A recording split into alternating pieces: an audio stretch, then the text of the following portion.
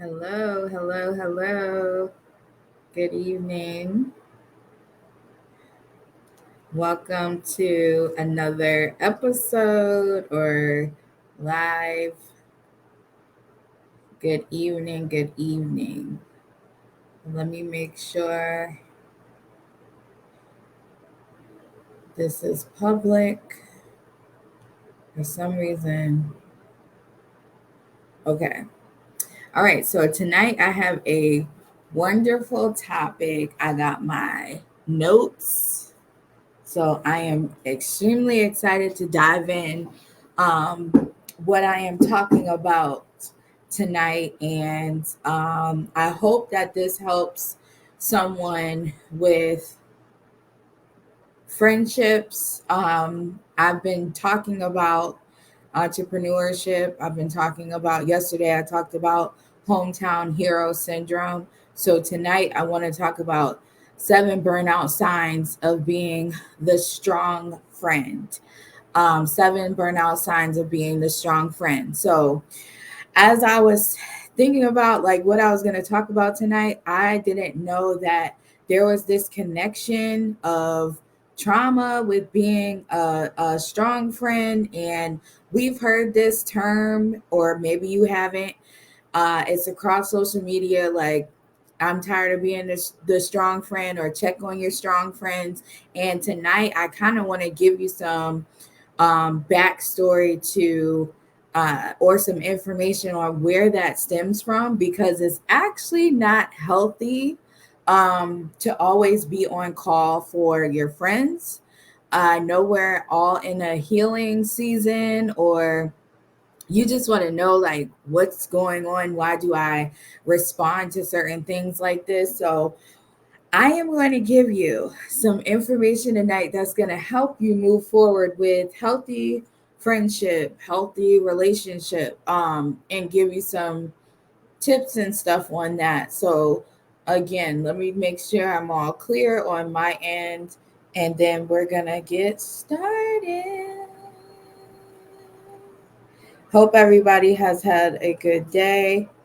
Um, so, let's dive in. So, I am going to start with the 7 burnout signs of the strong friend first, and then I'm going to reverse engineer and talk about trauma bonding and all of that. So, first burnout sign is overextending yourself. This is the first burnout sign of being a strong friend, overextending yourself. So I'm going to again continue to put these in the comment section. So if you are watching the replay, you know exactly what I'm talking about. Um, Overextending yourself. So a lot of us do that. We have done that. Maybe we stopped doing that now, but we have done that.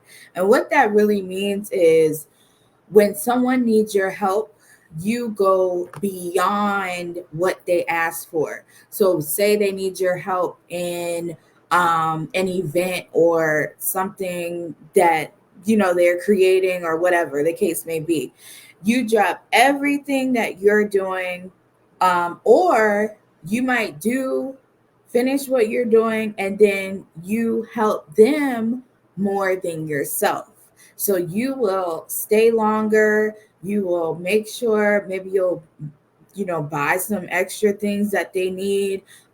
It's really kind of like doing stuff that they're not asking you to do. You just are psychologically thinking like, I need to do this stuff, and you overextend yourself. So it's to the point where you can tire yourself out.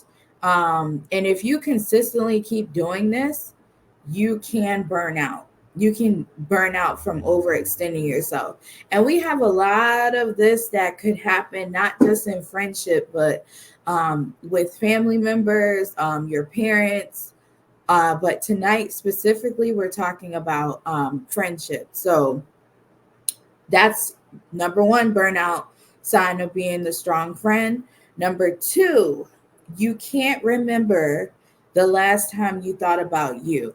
You can't remember the last time you thought about you. That's number two. Now, with being the strong friend, you are always on call, just like a doctor, whenever your friends need you.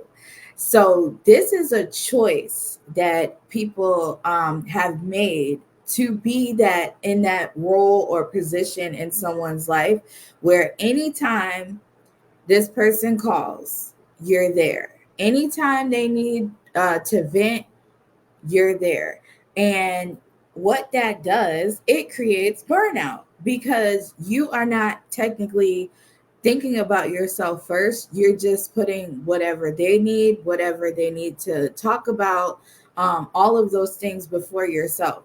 So if you are trying to get out of doing that, you want to make sure you're setting boundaries. And I'm going to talk about boundaries too, but you want to make sure you're setting boundaries um, as best as you can. Starting out is going to feel awkward because you're pretty much saying no. And I talked about that yesterday, but you're pretty much saying no to their need. And sometimes you can feel guilty for saying no.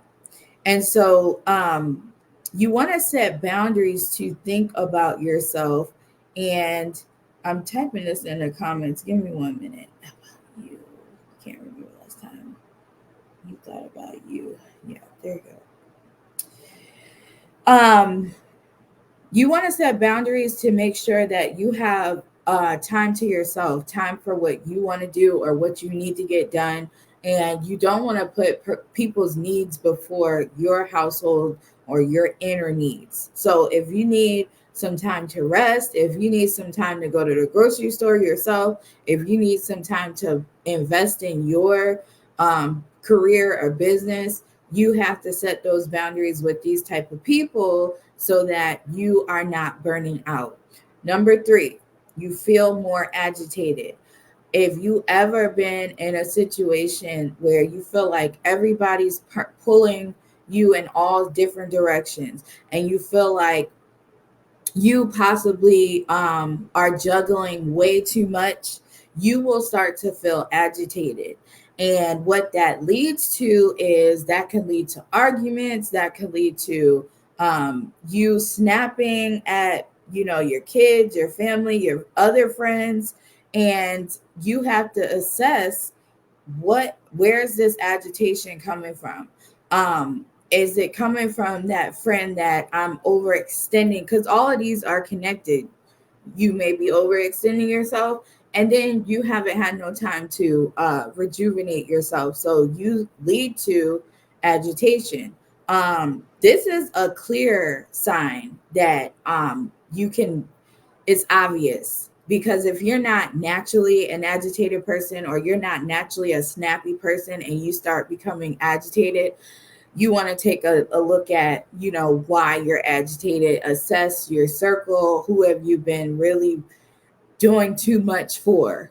And all of these tonight, I would say if you are dealing with the trauma that I'm going to talk about, I would really strongly encourage you go get counseling.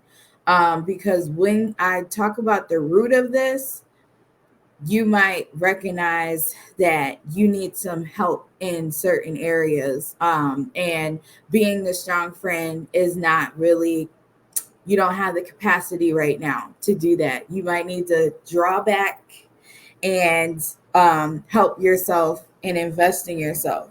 So, number three was you feel more agitated.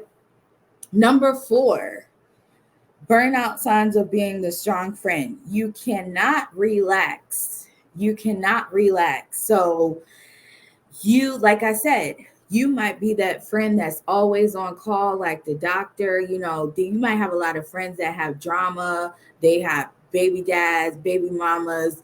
If they are married in an abusive relationship, they might always call you. This is something that somebody you know has been through or you have been through. We all had those people in our lives where they just consistently have drama. They're always calling. There's no respect. There's no boundary of when they call, and you just can't relax. When you get that consistently, your nervous system is just like on edge because you are that you put yourself in that position to be that strong friend. So you might have to go get this person. You might have to stay on the phone for a couple hours with this person. And this just not good. It's just not good. So that's another sign. Number 5. Oh, let me put this in the comment section. You can't relax. All right, number 5, missing important engagements. That's another sign of burnout, missing important engagements. So you may have someone that is important in your career, a business, or some endeavor that's going to be really important for you to be at, and you are caught in this toxic friendship relationship. But tonight we're talking about friendships. And say that person calls you, or say that person drains you before the time of you going to that event. You're not going to feel like going there. You are going to be so tired that you might just say, you know what, I'm just going to cancel, maybe next time. If you feel yourself like drawing back from things that are important to you, this is a sign of burnout from that friendship, and being the strong friend. So you want to check that as well. You're missing church. You may be missing, if that's important to you, you may be missing, going out with your coworkers after work. You may be missing. It's really, it could be detrimental to your other relationships that you have in your life if you are trying to be the strong friend consistently. So that was number 5. You miss important engagements.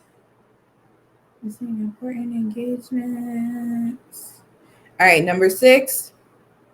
This is a big one. 7 burnout signs of being the strong friend. Number 6 is lack of joy. Lack of joy. So you don't find yourself having joy anymore. You have pretty much poured all your joy in this toxic person. Or you poured your joy into these friends that may not be as developed as you. Doesn't mean that they're bad people, but sometimes you can grow as a person speedily. Like you could get up here and your friends might still be down here, and it's an imbalance. So when you come back down to them and you're talking to them about what's going on in their life, it's like drama, it's sadness, it's pain, and you are taking that on. If you're a person that doesn't have boundaries, you're like, man, I wish my friends would come up here. Let me try to talk to them. So you keep talking to them, and then it's like they don't come up higher. They just stay down here. And that's going to suck you dry of your joy that you could potentially have. So you have lack of joy. That's a sign of burnout, being the strong friend. Number 7, feeling like your efforts are never enough. Feeling like your efforts are never enough. We all have had these people in our lives that you ever do something for somebody, or you're trying to do, things for people, and they just are ungrateful. It's not, it's never enough. No matter what you do, they always need you to do something else. And you just feel like you just keep pouring, and it's never good enough. They always go to Facebook and complain after they done had a whole 6 hour conversation with you, and you're like, "What am I not doing?" This is a sign of of burnout, because what it does, you're racking your brain on why this person doesn't get it. Like, you want to be that friend, that savior before you're healed. You want to be this person, and the other person you're trying to help is just never enough. You're like, it's almost like you're just like, you keep pouring, and they're getting your overflow, and they're not, it's not doing nothing.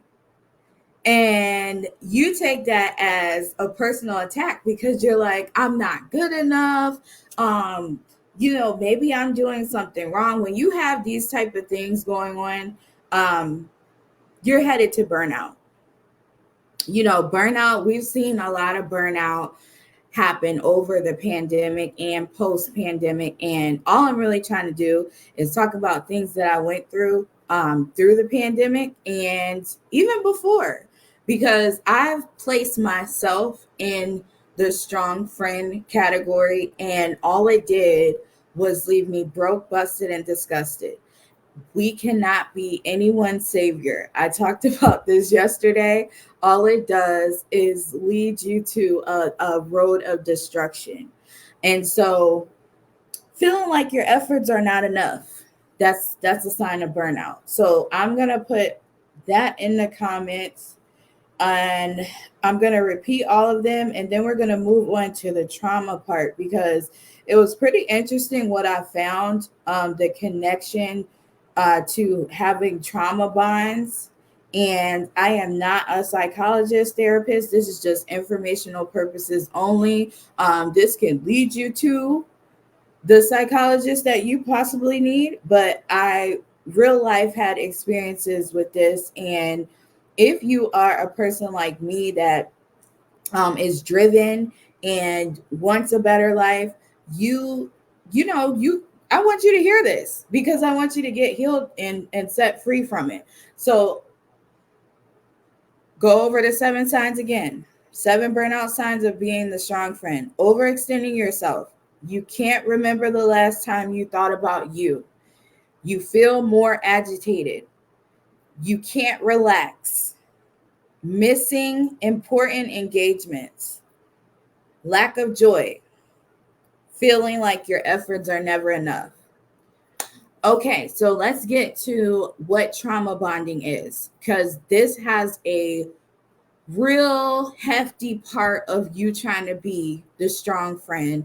And I don't want you all to burn yourselves out the end of this year or the beginning of next year. So trauma bonding is an unhealthy attachment to someone who has caused you physical, emotional, or sexual harm.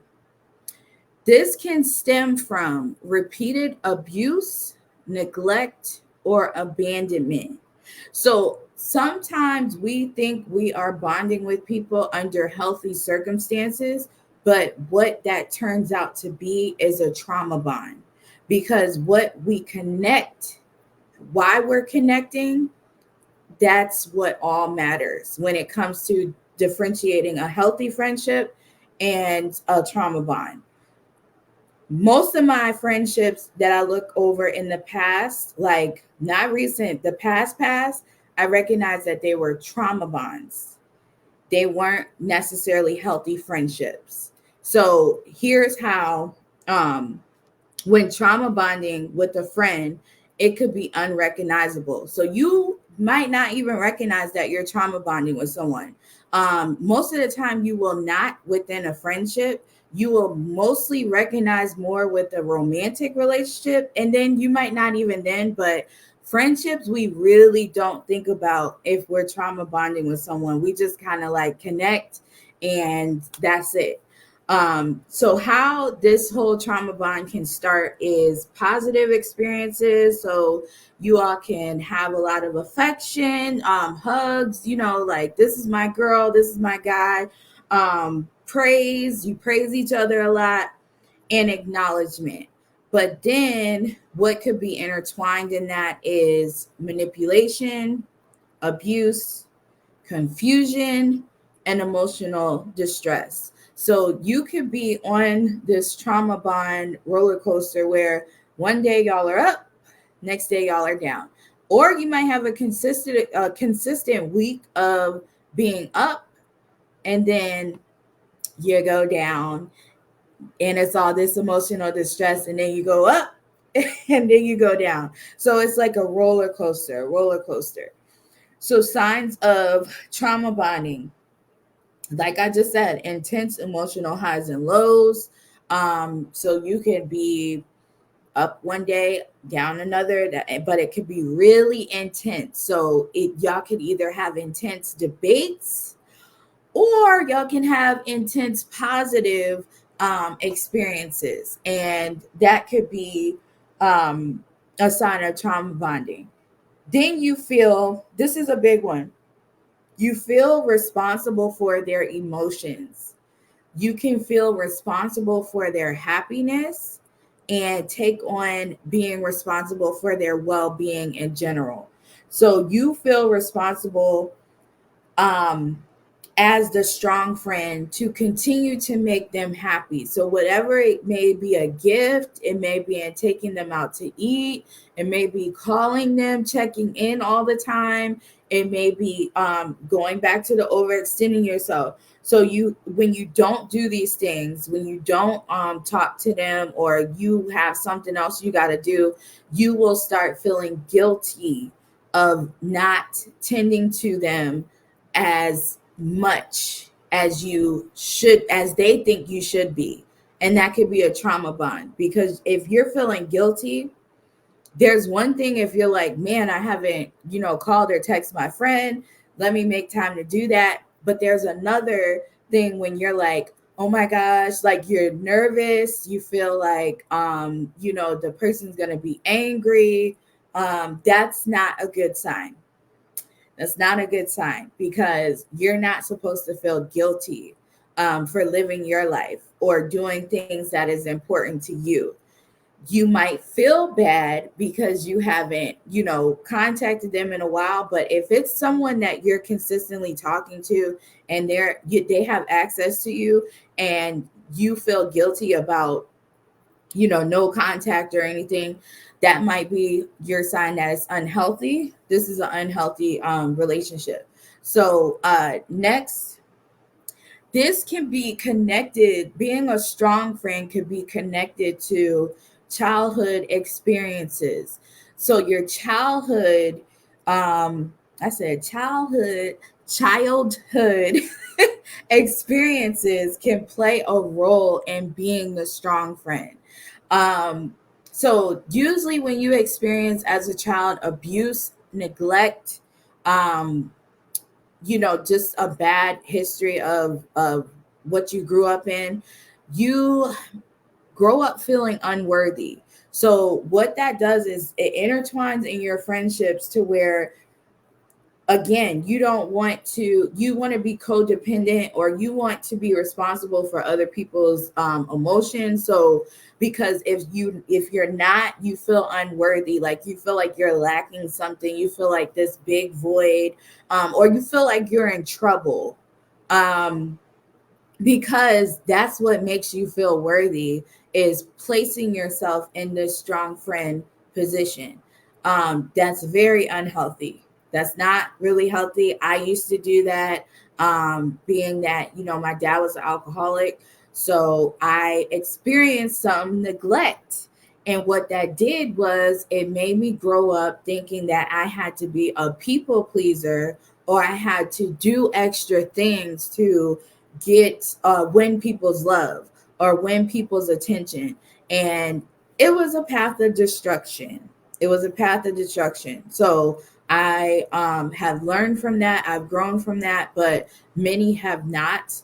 And this is the whole point of me being on here tonight. So I hope that you all share this with people that you love, that may be going through this or experiencing, this burnout, and hopefully this can help. So with the childhood experiences that you went through that was unhealthy, you can end up seeking out relationships in an unhealthy manner. So you will seek out friendships that mirror what you grew up with. So if the friend is abusive verbally, and you had an verbally abusive parent or a sibling or someone in your family that was always verbally abusive, you won't think in that friendship that it's a bad thing. So if you are seeking relationships as within the form of friendships,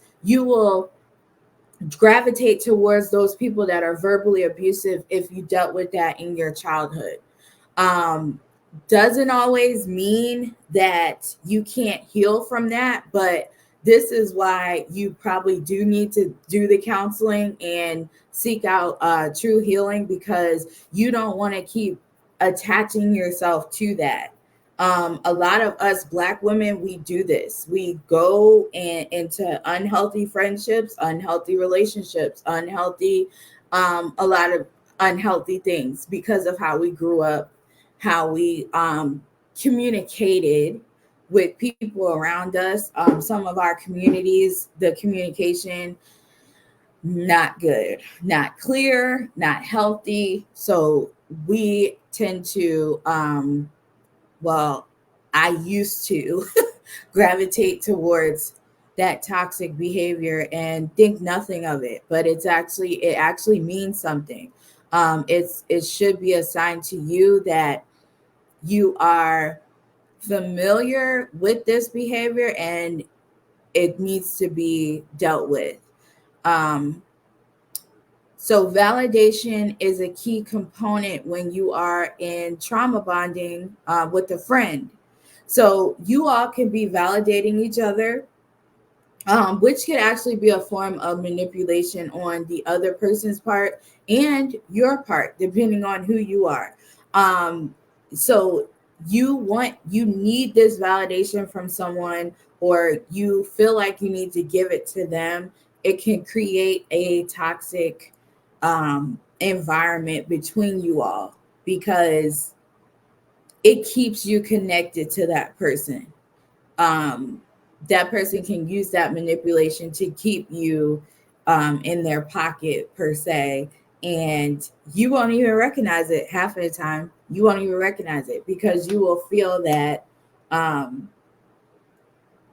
it makes you happy in the moment, that validation, but that person could be using a manipulation tactic, and you end up staying in the friendship, and it turns out to be something totally different.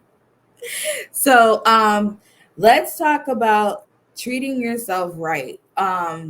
When you treat yourself right, you end up removing yourself out of the strong friend position in people's lives, and you set healthy boundaries to mold and shape your life based upon you being healthy. So, a little activity that I used to do or still do is you can close your eyes and you can imagine yourself healthy. So, all you got to do is say, like, I just want to imagine myself in a healthy way. You close your eyes and you take that image of you being healthy and you actually use that as your marker to get to. So if you, let's say, I want to lose a little bit of weight. If I close my eyes and I say I want to see myself healthy with healthy friendships, in a healthy relationship, I want to lose a little bit of weight.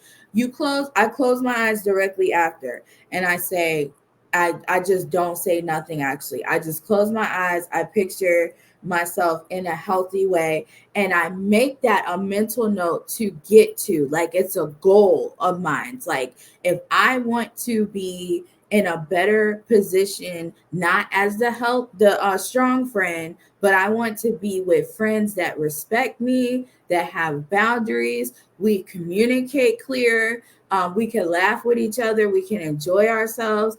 You work on yourself first. You don't expect someone else to complete you or them to do the work for you. You have to work on your inner self first. So you have to be the one to make the decision to say, I am going to work on myself so that I can choose better friends for my life. And that's what I had to do. I had to draw back and say, okay, are these friends really beneficial? Are they non-judgmental? Are they hating on me? Are we in alignment? Can we talk about the same things? Can I really come to them and talk about hard things? Once you get healthy, you assess these things, and you're not just being friends with anybody and everybody. You're not just going out with anybody and everybody. Remember the girl that got murdered in Mexico? I can't even think of her name, but she was with a group of friends and she entrusted in them, and she didn't come back from Mexico. That is your clear indication that she probably was the strong friend, and there was no boundary set in place. They were out to get her. You have to be careful, use your discernment. I've been talking about discernment since Sunday. Pray for discernment, because you will be able to choose good quality friends. What to look for in a quality friend, a good quality friend. They are respectful of your time. That's a big one. If you have a good friend, if they're like, hey, can I call you in a few minutes? And they text you. A lot of my friends now, they make sure that they can call. That we're not just like, they're not calling me 1 a.m., 2 a.m. when I'm asleep. It's like, if we are texting that late, we both know that we're up. And we're most of the time looking at the same YouTube or whatever. But they're respectful of your time. You can laugh with them. That's a good one, a good quality friend you can laugh with. There's a lot of people in the past I did, like, they were too serious. They didn't, it was boring and dry, but you can laugh with them. You can enjoy yourself with them. They're good company, and they don't judge you. They don't judge you. If you come to them with a situation, they're not going to be quick to judge. They're going to be slow to speak, and they're going to listen. They have a good ear. These are good qualities to try to find in friends that you want in your life. And of course, we can relate that to and connect that to romantic relationships, but we're talking about friendships tonight. So, moral of the story is, make sure you are not trauma bonding with everyone that you're friends with. You want to take some time to assess, can I call on this friend if I need something? Am I only their friend when they need something? And then when I call, they're nowhere to be found. They don't answer. Like, you really have to go through your phone book list and say, who can I call if I'm on the side of the road and my tire is flat? Or who can I call if I need, if I'm in a penny pinch and I need like $5? Will they give it to me with no questions asked, and they're not condemning me? Like, you got to ask those real type of questions when you go over your phone book, and you'll find that you'll probably delete half of the people. You'll probably delete half of the people. Of course, keep the people that you're networking with, like, keep people that's related to your career and stuff. Don't cut everybody off. Because although cutting people off is good, you don't want to cut everybody off. Culture got people like cutting everybody off. They're isolated. They don't really have nobody to call. That's not a good, healthy space to be in. You want to have at least one friend that you can depend on. Don't cut off everybody. I know we're in cutoff season, but don't cut off everybody because it's not wise. But if you are feeling like you're burning out after the signs that I went over, of course, I encourage you to get some form of counseling. If you don't want to go to counseling, find a community that you can open up to, with women or men that have been through some of the same things. That maybe they may be a recovering people pleaser, because that's a real thing. People pleasing should probably be my next one tomorrow, because it is tied into this. But when you people please, you can do that with everyone. It won't just be your friendships, it will be your relationship, it will be your family members. um it's deeply, deeply rooted in trauma, because you are probably afraid that these people will leave you if you don't do what they say. And that comes, like, you might have grown up in a very authoritative type of military style home, where someone was just like cutthroat, and you had to do what they said. Sometimes that stays with you. And another good point is, a lot of the stuff that we grew up with stays in our nervous system, and um we could carry that as we get older. And so that's why it's always good to, I mean, I personally had to get deliverance. I'm a woman of faith, so I had to personally get deliverance. I had to talk to someone. I had to, talk to God a lot of times. And yeah, this stuff can be stored up in our nervous system, our gut. It's all connected. So that's why I said, when you start treating yourself better, when you start eating healthier, when you start getting the rest that you need, you will be able to have clarity. Think clearly about, who do I need to be friends with in this season? Who do I need to get rid of in this season? It's not going to be everybody, but some of the people that you have kept and you've kept trying to carry into your seasons should not be there. Um, and you can always tell with the signs that I've given you.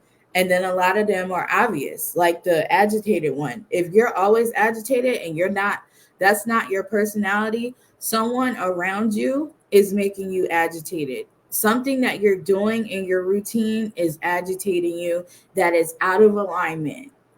So you want to get back in alignment, so you have that peace, you have that clarity, and you can move forward. That's what it's about, moving forward. So I hope this helped you tonight. I had my notes, I was prepared.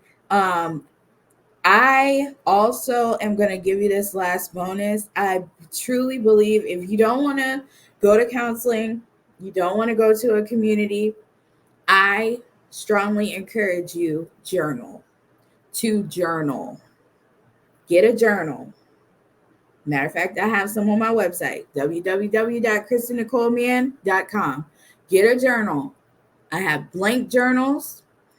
Get a beautified journal. If you don't want to go to counseling, you don't want to talk to a community, write all these things out that you feel. If you feel agitated, if you feel upset, if you feel sad, if you feel like you're doing too much, I encourage you to, I call it a throw up draft. Just throw up on the paper, writing it out. Like, I can't stand this. I can't stand such and such. I feel like I helped this person too much. Once you let it out on the paper, you're going to realize how much toxic thoughts you've been carrying, how much has been blocking your destiny, your future. And you're going to assess that paper, and you're going to be like, oh my gosh, what have I been doing? That's what's going to happen. I'm encouraging you, blah blah blah, to journal. So if you need to get a journal, I'm gonna put it in my comment section. If you can't afford any of my journals, go get a regular composition notebook and just start putting your thoughts in motion. Start writing them out. Everything doesn't have to immediately be counseling, but I truly encourage you, get around some good people. Get around people that's been through some things that you are currently going through, so that you can talk it out, have healthy conversation, but stop trauma bonding. I put that up as a status today because it is blocking your destiny. You don't recognize you are trauma bonding because you probably have not healed from a lot of things, but you're not alone. The whole point of this is that you're not alone and you can do it. So I'm getting off of here. I hope you all learned something. I will be having this on my YouTube channel. So subscribe to my YouTube channel, Kristen Nicole Mann. I'm building it. I'm being consistent. And I also use some of these techniques because a lot of people, surprisingly, that I deal with in the arts, that I teach, they deal with this type of stuff. So, journaling, painting, drawing, all of those things help you relax. So maybe I'll talk about that tomorrow. But, anyways, I hope you all have a great night and I will see you soon. Bye.